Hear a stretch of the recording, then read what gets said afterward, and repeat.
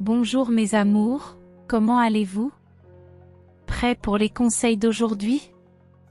Tout au long de la vie, j'ai compris que le bonheur est un voyage, plein de surprises et de leçons inattendues.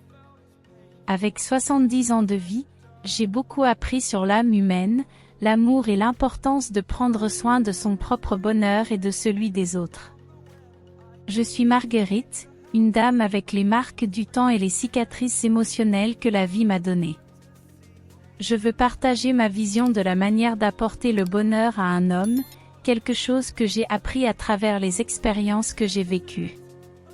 Tout d'abord, il est important de comprendre que le bonheur est quelque chose de très personnel et peut être différent pour chacun. Il n'existe pas de formule magique, mais il y a quelques idées qui, selon moi, aident beaucoup.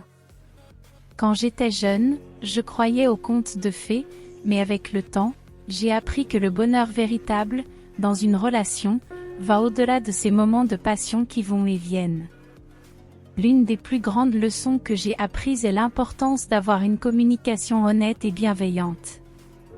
Si nous voulons rendre quelqu'un heureux, il est essentiel d'avoir une conversation ouverte, où les deux peuvent exprimer leurs sentiments et penser sans crainte d'être jugés.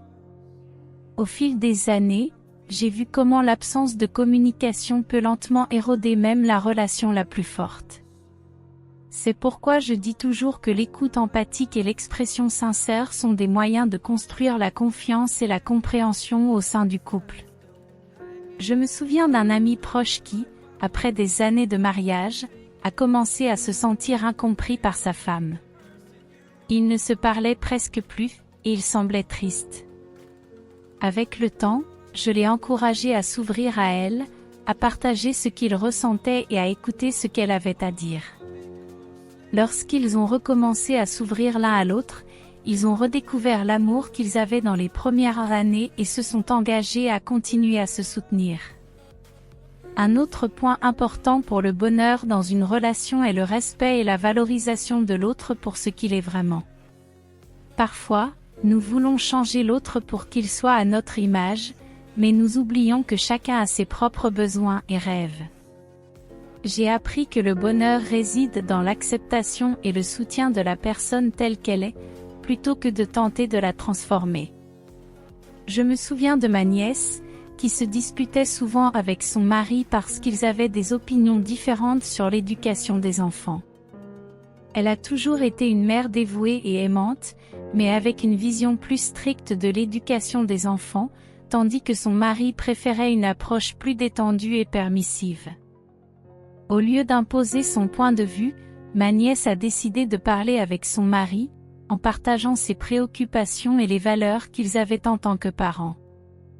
Avec beaucoup de patience et d'écoute mutuelle, ils ont réussi à trouver un compromis qui respectait leurs différences tout en priorisant le bien-être de leurs enfants. Cela a renforcé leur relation et leur a apporté plus de bonheur en tant que couple.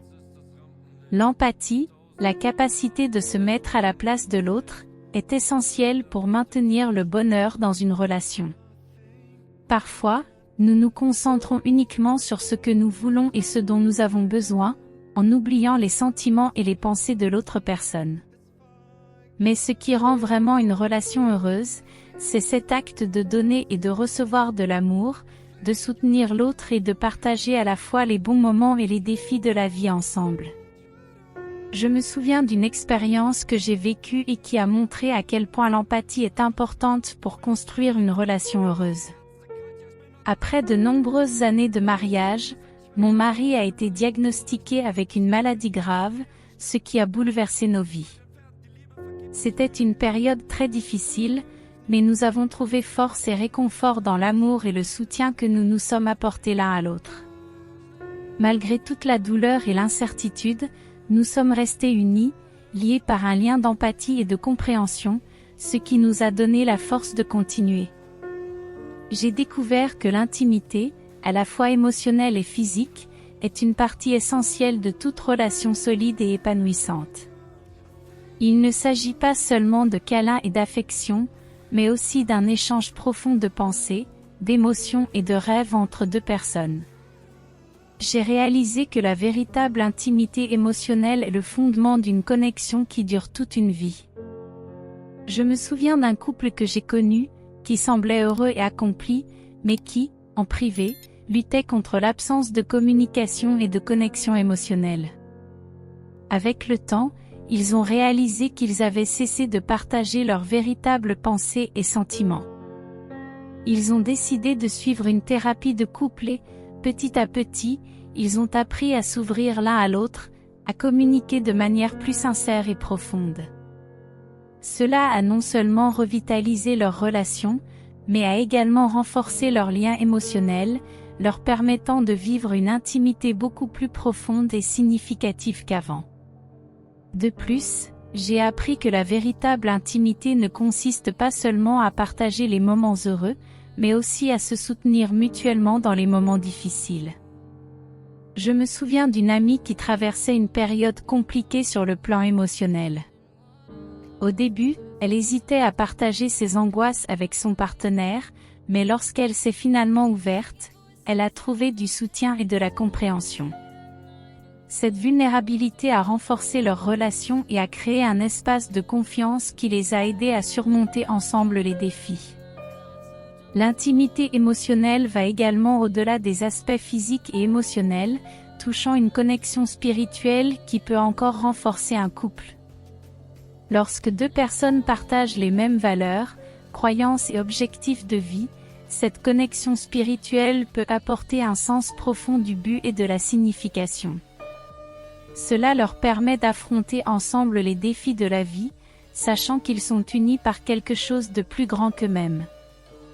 Je me souviens d'une conversation avec une amie qui rencontrait des difficultés dans son mariage à cause d'un manque d'intimité. Bien qu'ils soient mariés depuis plus de 10 ans, elle sentait qu'ils s'éloignaient, tant émotionnellement que physiquement.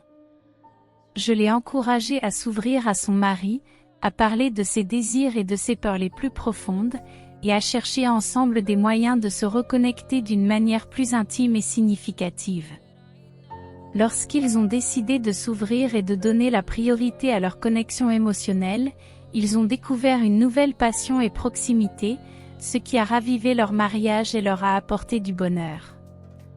Dans ma quête pour comprendre le bonheur dans les relations, j'ai réalisé que chaque moment vécu, chaque conversation et chaque expérience partagée avec les autres sont en réalité de grandes leçons. Au fil des années, j'ai eu le privilège de rencontrer des personnes de différents horizons et cultures, et cela a grandement élargi ma vision de l'amour et du bonheur. Un jour, j'ai rencontré un couple âgé qui était marié depuis plus de 50 ans. Leur complicité et leur tendresse mutuelle m'ont montré que le véritable amour peut résister au passage du temps, même lorsque la jeunesse s'en va. Leur secret résidait dans une profonde connexion émotionnelle et un engagement à se soutenir à chaque étape de la vie. Une autre leçon importante que j'ai apprise vient d'un jeune couple qui a affronté une crise sérieuse dans leur mariage. Après une infidélité, beaucoup auraient abandonné, mais ils ont décidé d'affronter le problème et de reconstruire leur confiance. Leur histoire m'a montré que le pardon et la volonté de sauver la relation peuvent guérir même les blessures les plus profondes. J'ai également appris sur l'amour à travers des couples qui ont dû faire face à des préjugés et des discriminations. J'ai connu un couple homosexuel qui a traversé de nombreuses épreuves, mais qui est resté ferme. Leur amour était une preuve de courage et de résilience, montrant que le bonheur véritable ne dépend pas des étiquettes ou des attentes de la société. Une des histoires les plus touchantes que j'ai connues est celle d'une veuve qui, déjà âgée, a retrouvé l'amour. Après avoir perdu le mari de toute une vie, elle pensait ne jamais avoir l'occasion de ressentir à nouveau cette joie. Mais, contre toute attente, elle a rencontré un homme qui lui a redonné le sourire et l'envie de vivre. Cette histoire m'a appris que l'amour peut apparaître lorsque nous nous y attendons le moins, même dans les moments les plus difficiles. Toutes ces expériences m'ont montré que le bonheur dans une relation ne suit pas un chemin tout tracé, mais dépend de notre capacité à nous adapter, à faire preuve d'empathie et à être prêt à nous engager. Au final, construire une relation heureuse nécessite de la patience, du dévouement, une communication sincère, un respect mutuel, de l'empathie et une intimité qui dépassent les apparences. Au cours de ma vie, j'ai appris que le véritable amour n'est pas un moment passager, mais un engagement à grandir ensemble, à se soutenir dans les bons et les mauvais moments, et à trouver la beauté dans les imperfections de l'autre. Vous avez aimé? De vous abonner à la chaîne et d'activer les notifications. Cela nous aidera beaucoup. Gratitude. Merci d'être avec nous aujourd'hui. Vous représentez beaucoup pour nous. Que Dieu vous bénisse, vous et votre famille, et à bientôt.